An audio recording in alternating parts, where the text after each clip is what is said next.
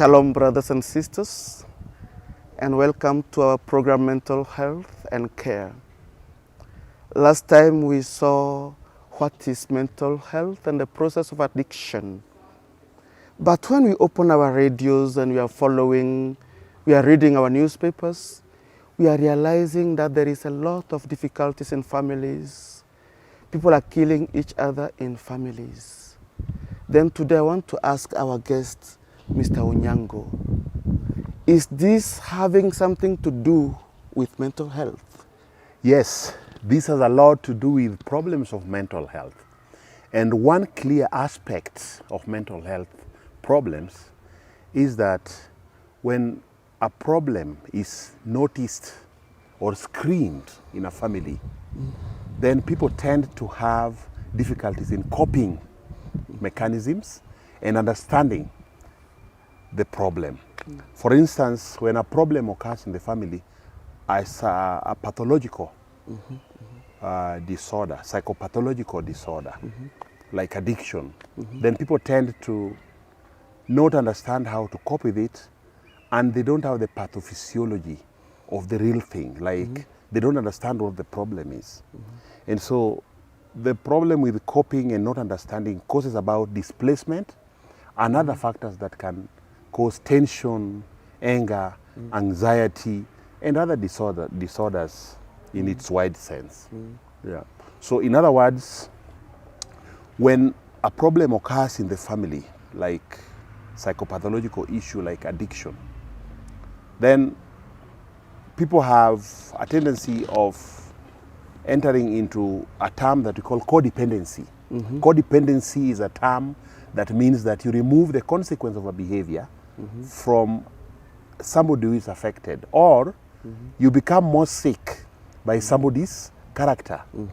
So this invites other conditions in you that you don't expect. Like people tend to lose the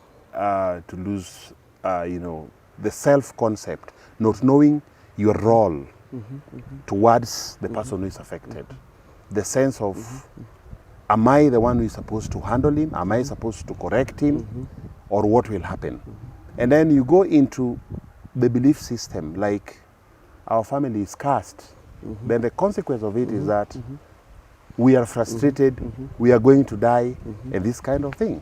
So it creates about a dysfunction in the family, which can be in totality a sense of a result or effect of mental health problems. Okay. If I understand you well, it is like when there is a problem in the family, we don't go to the root cause of the problem. We don't check, but we kind of cut the leaves of the tree, and it may affect the family. Exactly. What happens is this: mental health issues are actually gradual. And when you notice them, maybe they are advanced to a certain stage. And so people tend to trace the root cause sometimes in an abnormal way, like what we call hypochondriasis. Hypochondriasis is a situation where there is an abnormal anxiety about a situation or a sickness. Okay? So we get to magnify this because we have funny ways of interventions. In the African society, we'll visit a witch person or a sorcerer to try and establish where the problem is. We sometimes get information from other people with style because of the social acceptance in the society. Maybe I'm the chairman of a parish and something is happening in my family that I don't want to disclose. So I'll use other ways in trying to get what the problem is. In that way, I'll get so much frustrated and the family will become dysfunctional. There is a mother of family in psychology called Virginia Satir. She has talked about the subsystems of communication in a family. And these subsystems, when they are not working well, the parent-to-parent system, subsystem, the parent to child and the sibling to sibling, then there's a family dysfunction. That in itself is sickness. Because we all love to be happy, we all love pleasure, we all love to, we don't think about the bad moments. So when it hits us, when you're not prepared, then the confusion arises. A confusion arises in the family, and then we tend to project this confusion to other things. You can find somebody becoming more I mean, you become a workaholic. You get into other ways to try to divert the same problem. Yeah. If a snake comes your way, like in a farm, you'll hit it so hard to try and displace your problem. Or if you're a teacher and a kid annoys you in school, you slap the kid hard. So we tend to displace this because we are not prepared in solving that problem. So it creates about other issues. The right word of what I notice mostly is what we call affective incongruity. Being incongruent. Like a disaster strikes, somebody laughs. Or you are in a happy moment and somebody is annoyed. So that is a confusion, and it creates about other problems of mental health. Wow, we can see how mental health is very important in a family or in a relationship. And it brings us always to realize that all that we do might have been triggered by something.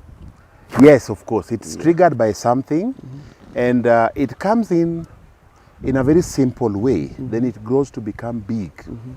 I remember something that makes me very happy. Like, if you don't know how to do something sometimes, you don't seek help. You want to prove to people that you know everything is okay. And that is the image that we put on outside. You know, we are okay. And yet there's a problem. Yes. It takes only like 2 or 1 person in the family to try and solve the problem. So mental health problems usually, after they have been noticed, there's a right way of solving with an awareness. First of all, to know that you are Evaristus, and your name will not change. Okay? The society will label you because of what we call the labeling in the society. Like Father Evaristus is having a mad boy in the house, because in our languages, you don't have a language for placing disorders, but we call it madu and azimu. And so the society will label you, but your name will remain the same. But again, you'll be the father or a brother to somebody who has a problem. So if that understanding is brought and you are self-aware of who you are, then it becomes easier for you to manage and cope with that kind of a situation. I can give different examples of this kind of situations, like addiction in itself, but there are others that come up as a result of conditions that somebody experienced, maybe in the environment or in the family, etc. For instance, there is what we call anhedonia, a condition where your pleasure is minimized. You don't get pleasure anymore. And so you end up getting into something that gives you pleasure.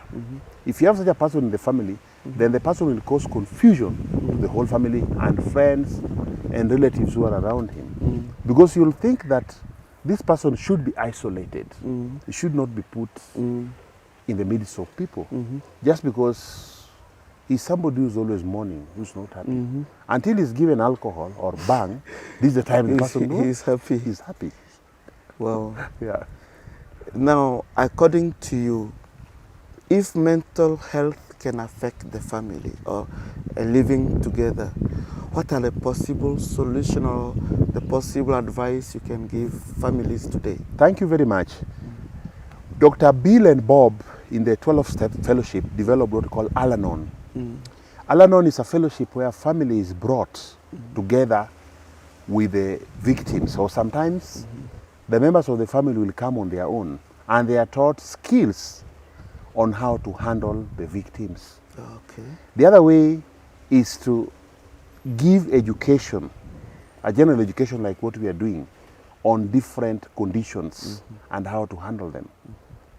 And then there is what we call something that we leave to God to help. The belief in the higher power that opens you up, and you are very easy at identifying a problem. Then you seek help. Yes. So families should be made aware in a way, maybe in a fellowship, by doing psychoeducation, and then with God, of course, everything is possible. Now it is this awareness. I think our society does not know about these things. Even about mental health, because when we will tell somebody about mental health, we will think of a madman. How can we try to bring the family to be aware of this situation that is real. One way that I see that is very good is translating this into our vernacular, because Okay. we don't have a place for depression in the Yeah. African society, Yeah. even in my own language. Yeah. We'll just tell you Janeko. Janeko in this case means mwendazimu. English has tried to place it somewhere. Schizophrenia Yeah. and all these kind of things. Yeah. So one of the ways is to make them understand that this is a sickness like any other. And coping with this will help us heal, Yeah. because we will be affected by a condition. Yeah. But if we have ways of managing and coping, then we'll be healed, because all of us will be sick in the family. Yes. Oh, wow. And there is a belief in the traditional African society that when somebody is sick, it can be contagious, pass to you. So the way in which you can control this is by finding getting a way away. of coping. Yes. Oh, okay. Yes. Thank you, Mr. Francis. Would you have a last word to our viewers? I have a last word, and this last word is that we should be aware of our inner self, Yes. the inner conflicts that we have. Yeah. Because these inner conflicts can make us more sick than even the person with a mental health problem. Thank you. Viewers, thank you for watching us, and I think he's promising next time what we'll discuss about will be the inner self, the inner, all that he will tell us next time.